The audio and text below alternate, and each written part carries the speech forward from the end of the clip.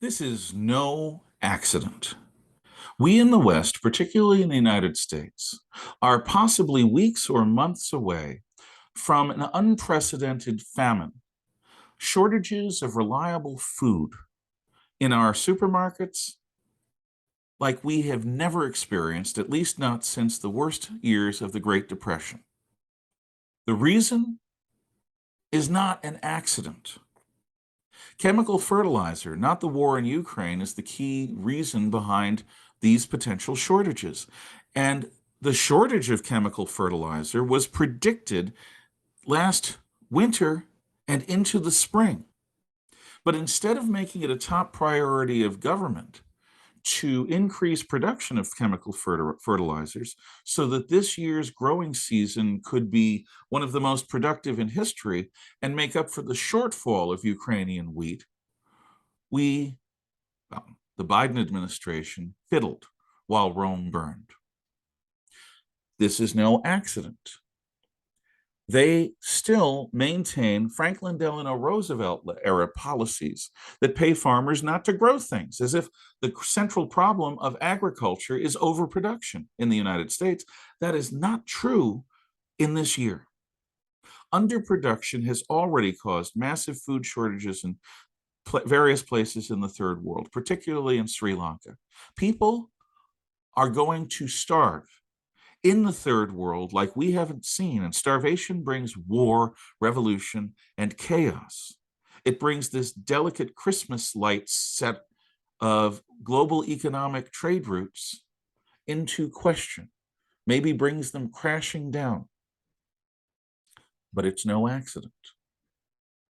It's no accident that your property rights and mine are being threatened like never before, abetted by our own government. For example, your right to control your yard. In San Francisco, in other blue cities around the country, the rights asserted by liberal DAs of homeless people trump your rights as a property owner. So strangers camp out on your porch, in your shed, in your yard, and the police do nothing. The rights of store owners have been violated in California by a 1-2 punch of laws that make this theft of any item less than $800 in value a misdemeanor, a slap on the wrist offense. And at the same time, cash bail has been removed, resulting in situations where flash mobs appear in stores and loot them. And because the items stolen are less than $800 a piece, the police are likely going to do nothing. And on top of this, even if they get processed through the criminal justice system, they don't have to stay in jail until they make bail, because it's no cash bail. So you don't have to convince a bail bondsman that you'll stay in town and show up for your trial and thus can borrow $15,000 or $20,000. No, you just walk. It's a joke. And thus, the private property rights of homeowners in San Francisco and business owners throughout California are threatened. This is no accident. It's no accident that the first world lifestyles, lifeblood, cheap energy, has been under attack by leftists and environmentalists for decades. In a country that has so much hydroelectric possibility that we should be able to power much of our grid through hydroelectric power, we don't build many new hydro plants because it might harm some fish who obviously can't adapt like evolution intended. We don't build new nuclear power plants because, my gosh, Fukushima and Chernobyl might happen again, even though those were preventable man-made mistakes. We don't build liquid natural gas plants or clean coal plants or oil plants or oil refineries, for that matter, because it might pollute in some way. We don't even build pipelines like we should. In the Trump era, I know long ago, 2-3 years, we were a net energy exporter, but not anymore. Now We as a nation are facing California-style rolling blackouts. The new normal will be when I get home. Will I have power tonight? Will I have the power to operate my electric appliances, operate my computer, heat my home? Or will I be shut off? In the old Soviet Union, the government decided when you had heat and how much you had it. When you had hot water, you didn't have a thermostat in your home. You took what you were given and you were grateful. In Colorado, this new world order has begun with an electric company starving people who have smart thermometers, smart thermostats of energy. Throughout an entire electric company's set of customers in Colorado, no one was able to adjust the temperature in their home. Their climate control, their air conditioning was locked at a minimum of 78 Fahrenheit degrees because of a, quote, power emergency, unquote. This was not asked about. This was not announced prior. This was not approved by a jury of your peers or any form of community governance. This was imposed by a company with the assistance of the federal agencies involved. Because why should people be able to keep their homes? Even Barack Obama said years ago, for the future that we want to come, it must necessarily come to pass that people can no longer set their thermostats for 72 degrees all year. Energy is being throttled. People's ability to gain cheap energy, which again is the absolute requirement and fundament of first world lifestyles, is being taken away. Instead, power is being shifted from the consumer to the regulator. What about money?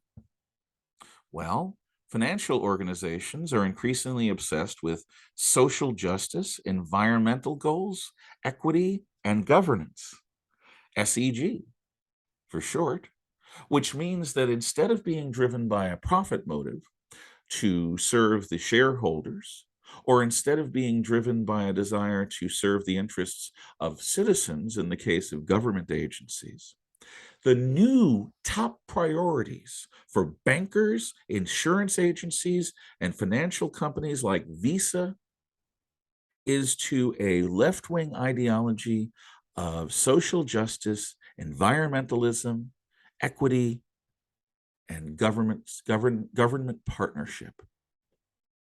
Government partnership between corporations and the authorities that will take choice so far away from everyday people that shortages will become the new normal. Why would all of these things happen? Why are they not accidents?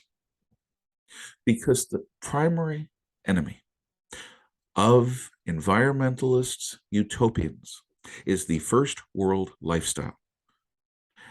The idea that common, everyday, vulgarian, working class Americans can swill their beer and eat their pork rinds and have their barbecues and eat their steaks and drive giant pickup trucks and SUVs and live on big parcels of land and single-family homes out in the countryside.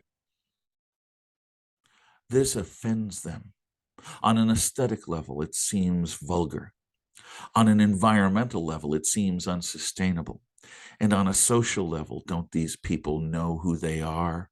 Don't they know they're simply grunts, working class slobs, taking care of their betters, doing the mundane work that we can't yet get machines to do? Don't they understand that the globe cannot handle the widening of a first world lifestyle? One of the greatest stories of the last 20 years was the arrival of type 2 diabetes in the third world. Not because I would wish my disease on other people, but because it's a rich man's disease. Type 2 diabetes tends to come from eating a richer than healthy diet and not exercising enough. And that's me. For that ailment to become a major problem in the third world, which most international medical professionals were predicting was a sign that after the Cold War, the American approach to improving people's lifestyle through free market economics was working, and that more and more people in the third world would have richer diets, and those richer diets would lead many of them to their own obesity epidemic and to type 2 diabetes. It was a sign of good progress. But not anymore. Our betters will throttle the supply of food so that we no longer have the option of vulgarian excess. We'll get what we need. Celery and tomato juice and beans and tofu. That's good enough for you, you grunt. What about financing?